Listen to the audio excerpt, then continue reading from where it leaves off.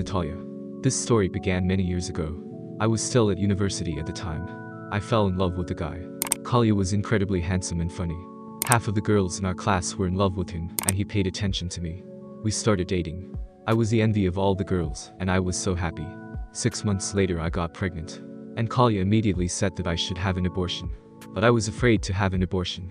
I didn't say anything to my parents, so they found out about it late, when the belly was visible. They sent me to an aunt in the next town. I was supposed to have the baby at the end of August. My parents advised me to leave the baby at the maternity hospital right away.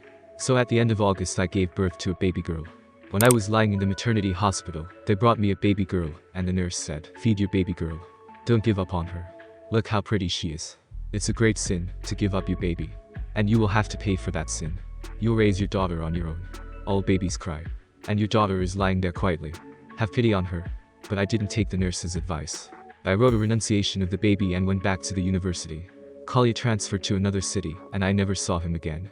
When I graduated, I married my classmate Anton. He had liked me since my first year. A year later I gave birth to a boy. We named our son Sasha. Anton and I lived very well. Then our son grew up, finished school, went to university. He studied very well. When he was a freshman, he fell in love with his classmate Sveta. When they were in their 4th year, they realized that their feelings were serious and not at all friendly. And then one day Sasha came to our house with Sveta. "Mom, I'd like you to meet Sveta. This is my favorite girl. Her name is Sveta." I just went numb with amazement when I saw Sveta. I recognized her right away. She looked a lot like Kalya. The same look, the same eyes, the same smile. Mom, Sveta grew up in foster care. Her birth mother gave her up when she was still in the maternity home. But that was a good thing. A normal woman would never do that, and her foster parents love Sveta very much. I have already met them. They are wonderful. They like me too. 1,000 hammers sounded in my head, and I immediately remembered the nurse's words. "Don't give up on your daughter. It's a great sin.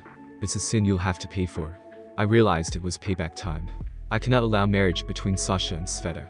After all, they are brother and sister. But how could I confess my sin? No one would forgive me.